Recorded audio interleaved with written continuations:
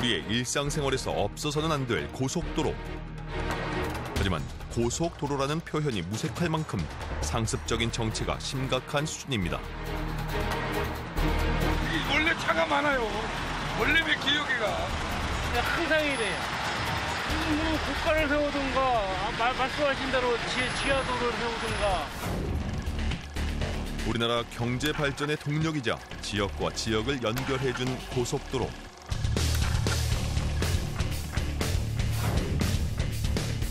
하지만 수십 년이 지난 지금 도시 단절과 도시 슬럼화의 원인으로 꼽히고 있습니다.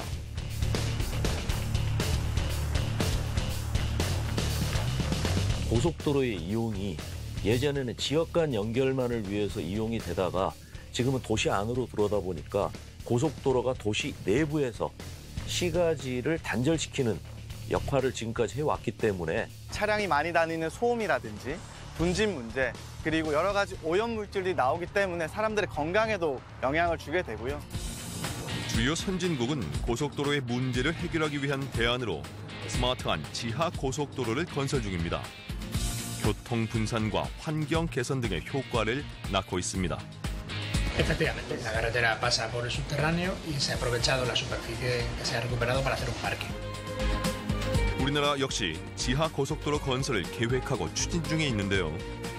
상부에는 고속도로 기능을 그대로 유지하고 하부에는 고속도로를 지하 고속도로를 신설하는 개념으로 이렇게 돼 있고요.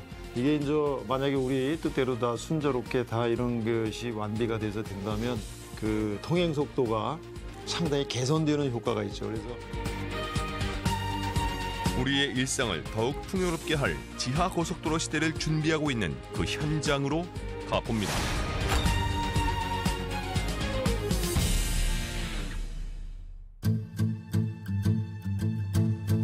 하루의 시작인 출근길.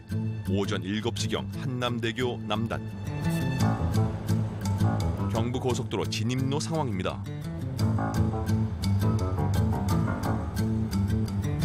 상습 정체 구간으로 늘 답답한 통행이 이어지는 곳인데요. 시속 10km. 차량이 거의 서 있는 수준인데요. 꼬리에 꼬리를 문 차량들. 가다 서다를 반복합니다.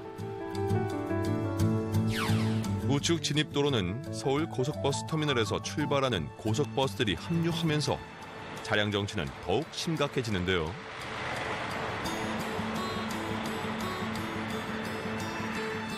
빠져나갈 길 없이 출퇴근 시간이면 꼼짝없이 도로에 갇혀 있어야 합니다. 여기 맨날 이렇게 막혀요? 여기 뭐 원래 그래요 원래. 조치가 필요하세요? 어떻게 해야 돼? 빨리 가는 건 좋지만은 원래 차가 많아요. 원래 왜 기억이가? 예, 항상 이래요. 어떤 조치가 필요할 것 같아요? 예. 어떤 조치가요? 뭐 고가를 세우든가 말씀하신 대로 지하도로를 세우든가 뭐 그런 조치가 필요하죠. 경부고속도로의 하루 최대 정체되는 구간의 교통량을 살펴보면 약 23만 9천여 대로 상습 정체를 빚고 있습니다. 경인 고속도로 상황도 심각합니다. 하루 최대 정체 구간 교통량은 22만여 대. 고속도로의 기능을 상실한 지 오래입니다. 교통정체가 어느 정도 심각한지 경인고속도로 교통상황실을 찾아가 봤습니다. 경인고속도로는 주말을 제외하고는 주중에는 많이 막히는 고속도로인데 주로 출퇴근 시간대에 많이 막힙니다. 구간으로는 서울 방향으로는 부천에서 신월 구간이 많이 막히고 인천 방향으로는 부평에서 서인천 구간이 많이 막힙니다.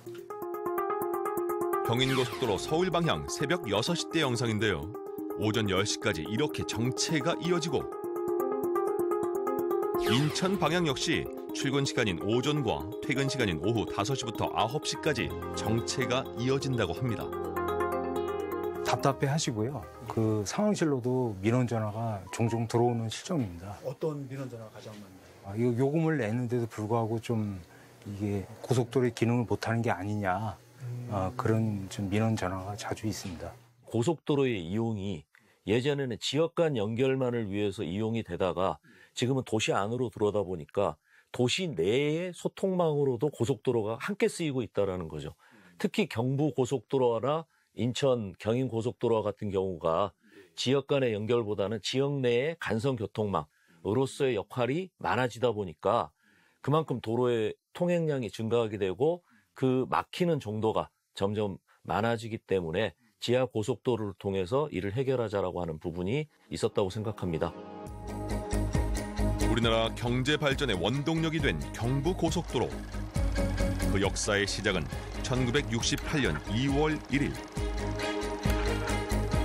착공식을 열고 지금의 부산광역시 금정구에서 서울 서초구까지 총 416km를 잇는 우리나라에서 가장 긴 고속도로가 1970년 7월 7일 완공됐습니다. 꿈의 고속도로, 국토의 대동맥이라고 불리며 국가 발전과 사람들의 일상에 일대 혁신을 일으켰습니다. 하지만 50여 년이 지난 지금 경부고속도로는 급증하는 교통량으로 인해 상습 정체가 이어지고 도시의 단절을 가져온 원인으로 지목되고 있습니다.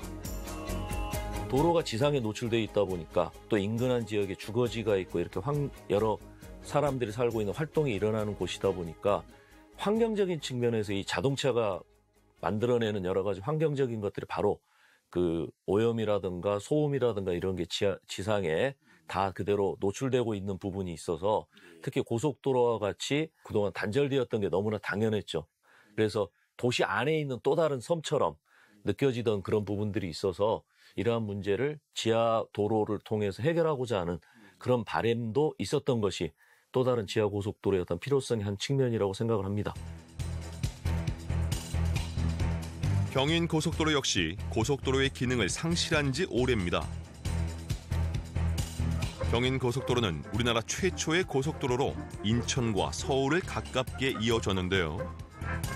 서울 인천 간 고속도로의 노선을 보면 영등포구 양평동 요 다리를 시점으로 인천 제2선거까지 당장 29.463km를 폭 20.4m의 4차선 위에 최대 시속 120km로 18분대에 주파할 수 있도록 되었고, 경인 고속도로 개통으로 서울 인천 간 통행 시간이 상당히 단축되면서 서울 인천 구간을 광역 공업권으로 발전시키는 데 중추적인 역할을 했습니다.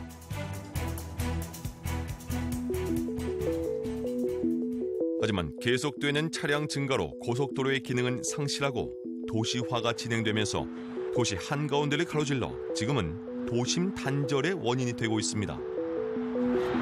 이게 벽이 뭐 계속 만들어진 거라서 도시 이쪽에서 보기에는 거의 벽처럼 보여요. 그렇죠. 이쪽하고 고속도로 넘어가는 지역하고는 거의 단절된 교류가 거의 없는 거죠. 소음도 만만치가 있어요. 지금 방음벽이라 쳐져 있긴 했지만 사실 여기 있는 뭐 긍정적인 방음벽까지 워낙 시끄럽고 도시화치가 않죠. 대기오의 문제가 좀 심해요. 경인 고속도로는 인천의 남북을 단절해 균형 발전을 저해하는 원인으로 지목된 데다가 주변의 슬럼화와 소음으로 민원이 끊이지 않고 있다고 합니다. 경인 고속도로 옆 건물 2층에서 창문을 열고 소음을 측정해 봤는데요. 90에 가까운 데시벨로 비행기에서 나는 소음과 비슷한 수치가 나왔습니다. 버스 많이 다니지, 뭐 트럭 많이 다니지, 복잡하지. 시끄러워서 문 닫고 먹어요, 밥 먹을 때. 예, 아파트 우쪽에 사시는 분들은 소리가 점점 크게 들리잖아요, 우쪽으로는. 밑으로는 이제 막아져 있으니까 안 들리는데 위쪽으로는. 고속도로 주변에 주민들이 많이 거주하십니다. 거기에 따라서 차량이 많이 다니는 소음이라든지 분진 문제, 그리고 여러 가지 오염물질이 나오기 때문에 사람들의 건강에도 영향을 주게 되고요. 특히 고속도로는 24시간 차들이 다닙니다. 밤에 불면증이라든지 또는 성가신 문제들도 건강상 영향을 주기 때문에 중요한 주민들의 어떤 이 삶의 질 향상을 위해서 개선이 돼야 되는 문제라고 생각이 듭니다. 한국도로공사에서 시민들을 대상으로 지하 고속도로에 대한 필요성을 설문조사한 결과 70%에 가까운 시민들이 지하 고속도로가 필요하다고 대답했습니다. 공급을 늘린다고 하면은 대표적으로 들 수 있는 게 지하 고속도로를 만드는 겁니다. 기존에는 이 상부 위에만 도로를 만들었고 거기에 따라서 이 고가도로라든지 이런 식의 형태였는데 이게 사실 이 도시 내부적으로 좋은 이 개발 방법은 아닙니다. 근데 지하도로로 가게 되면 차들이 지하로 가기 때문에 소음도 줄어들고 환경 영향도 줄어들고 주변에 주민들에게 미치는 영향도 줄어들게 됩니다. 네, 그런 것들을 얻을 수 있는 장점이 있기 때문에 지하도로가 지금은 제 첫 번째 대안이 아닌가라고 생각을 하고 있습니다. 지하 고속도로 사업을 계획하고 추진 중인 한국도로공사를 찾아가 봤습니다. 2차 고속도로 건설 계획에서 수도권을 우선적으로 해서 4개 지하 고속도로 건설 계획을 지금 하고 있습니다. 경인, 경부, 그 제1 외곽 순환도로, 그다음에 영동 고속도로를 그 4개를 중심으로 해가지고 사업 계획을 세우고 있고. 제2차 고속도로 건설 계획에 반영된 지하 고속도로 사업은 수도권을 중심으로 총 4개 노선으로 경인선, 경부선, 구리에서 성남을 잇는 수도권 제1순환선, 용인에서 과천을 잇는 영동선으로 총 길이는 108.6km에 달합니다. 현재 경인선과 경부선은 예비 타당성 조사에 있습니다. 경부 지하 고속도로 건설 사업은 기흥 IC에서 양재 IC 구간 총 26.1km를 지하화해서 지상과 지하로 차량을 분산할 계획인데요. 용인 서울 간 통행 시간을 30분 단축시킨다고 합니다. 양재 구간 윗구간은 완전 도심 구간이기 때문에 이 도로 자체를 지하로 넣음으로써 그 위쪽은 이제 여러 가지 주택 단지라든지 상업 단지로 복합 개발하는 것을 목적으로 하고 있고요. 그리고 양재 구간 이전 단계는 사실 수도권으로 접근하는 통행을 많이 수용하는 도로이기 때문에 대중교통 중심의 어떤 환승이 극대화되는 환승센터를 만들 수도 있고요. 아니면은 이 도로를 향후의 미래에 있을 자율주행이라든지 여러 가지 첨단 모빌리티를 위한 복합적인 도로로서 개발을 할 수도 있다라는 생각이 듭니다. 극심한 정체와 도시 단절의 원인인 경인 고속도로 역시 지하 고속도로 사업을 추진 중에 있는데요. 인천 남청라 IC에서 신월 IC 구간 총 19.3km의 지하 고속도로를 신설하고 기존 경인 고속도로를 일반 도로로 전용하는 계획으로 인천 서울 간 통행 시간을 23분 단축시키는 효과를 가져올 수 있다고 합니다.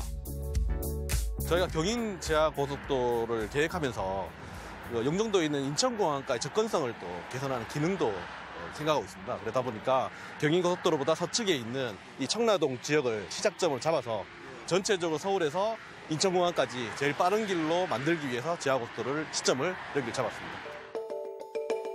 지금의 상습 정체와 도시 간 단절을 해결할 수 있는 대안은 지하 고속도로밖에 없다는 것이 전문가들의 의견인데요. 경인고속도로 지하 고속도로를 하게 되면요. 지하 쪽으로는 그 고속도로로 6차로 고속도로로 개통하게 되고 상부에 있는 지금 현재 있는 8차로 고속도로 구간을 고속도로 차로수를 좀 감소시키고요. 6차로나 4차로 감소시키고 중간에나 가축으로 해갖고 녹지를 조성할 계획입니다. 그 녹지를 조성하게 되면 그 환경성 부분에서 좀 개선을 기대를 하고 있고 특히나 일부 고속도로의 양쪽이 단절된 부분들을 평면 교차화시켜서 교차로를 많이 만들 예정입니다. 그래서 교차로를 만들어서 남북 간에 그 교류가 활성화될 수 있도록 저희가 교차로를 만들 여러 가지 교차로 개선 사업도 같이 계획하고 있습니다.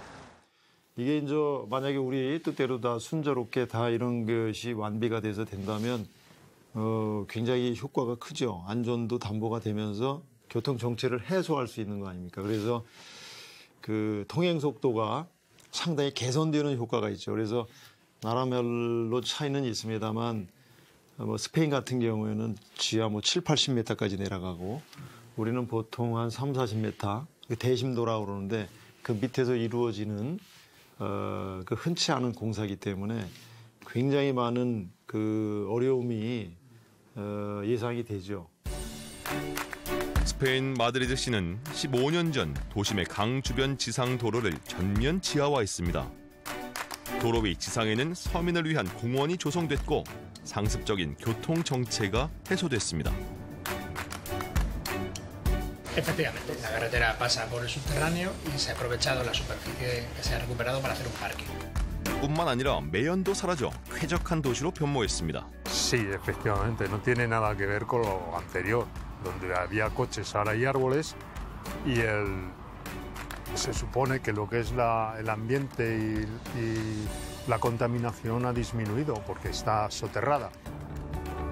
교통 분산과 친환경을 위한 대안으로 떠오르고 있는 지하 고속도로. 그런데 도로의 지하화를 위해서는 여러 공법이 쓰이고 있습니다. 일반적인 지하고속도로 굴착 단면인 두 가지가 형태가 되는데요. 공법 자체가 따라서 보이는 화면에 보이는 왼쪽에 있는 굴착 단면이 그 나텀 방식의 발파 굴착 공법이고요. 요즘 새롭게 이제 터널에서 많이 활용되고 있는 공식이 TBM 공법입니다. TBM 공법은 일반적인 큰 기계 장비, 굴착을 하는 기계 장비가 기계식으로 굴착을 하는 방법이거든요. 나텀 공법은 안반에 작은 구멍을 뚫고 폭약을 터뜨려서 굴착하는 방법인데요. 안반이 튼튼하고 지질상 문제가 없는 한 굴착이 가능하지만 폭약이 터질 때 진동과 소음이 있습니다. 총 중량 3,200톤에 이르는 초대형 건설 장비입니다. TBM 공법은 기계식 굴착기를 땅속에서 수평으로 회전시켜 안반을 압력으로 파쇄하면서 전진하는 방식인데요. 나텀 공법에 비해서 굴진 속도가 빨라 공사 기간이 짧고 지하 수압이 높은 집안에서도 굴진이 가능해 세계적으로 선호하는 공법이라고 합니다.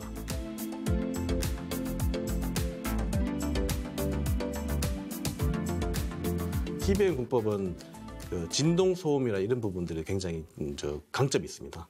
기계식 굴착이다 보니까 일반적인 나텀 방식의 발파 공법보다는 발파 소음이라든지 진동 부분이 도심지 지하도로 건설하는 데 적합하고요. 대신에 경제성이나 이런 부분들은 좀 취약하기 때문에 향후에 어떤 공법을 적용할지에 대해서는 좀 고민을 좀 저희가 해봐야 됩니다. 네. 그런데 무엇보다 중요한 것은 안전입니다. 고속도로 터널 내 교통사고가 2022년 101건으로 2008년 51건에 비해 2배 증가했는데요. 지하 고속도로가 되면 차량 충돌로 인한 화재 사고, 장마철 재해 등도 우려되고 있습니다. 한국도로공사에서 시행한 지하 고속도로 안전 방제 여론조사에서는 화재 대응, 위급한 상황에서 피난 대피, 지하에서 운전 시 운전자 폐쇄감 등에 대한 대책이 필요하다고 대답하였습니다. 일단 사람들이 다니는 소통의 공간이 지하에 만들어진다라는 데서는 제일 첫째가 안전의 문제일 거라고 생각됩니다. 지금 뭐 터널만 하더라도 사고가 나면 대형 사고가 되듯이 지하 고속도로는 상당히 긴 구간을 지하에서 운전을 해야 하는 그런 환경이기 때문에 절대적으로 사고나 이런 부분에 대비할 수 있는 도로가 건설되고 운영이 되어야 한다는 것이 가장 첫 번째 문제라고 생각합니다.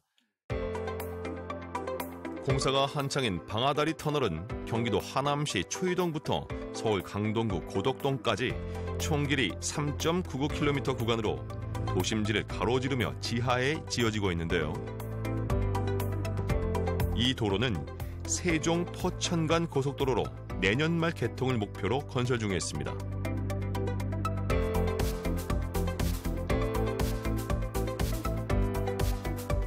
그 내부를 자세히 보기 위해 안으로 들어가 봤습니다. 여기가 이제 처음 이제 시작점이죠? 예, 그렇습니다. 예. 아, 여기 뭔가 시설이 아주 다 돼 있네 벌써. 예, 상부는 물 분무 배관입니다.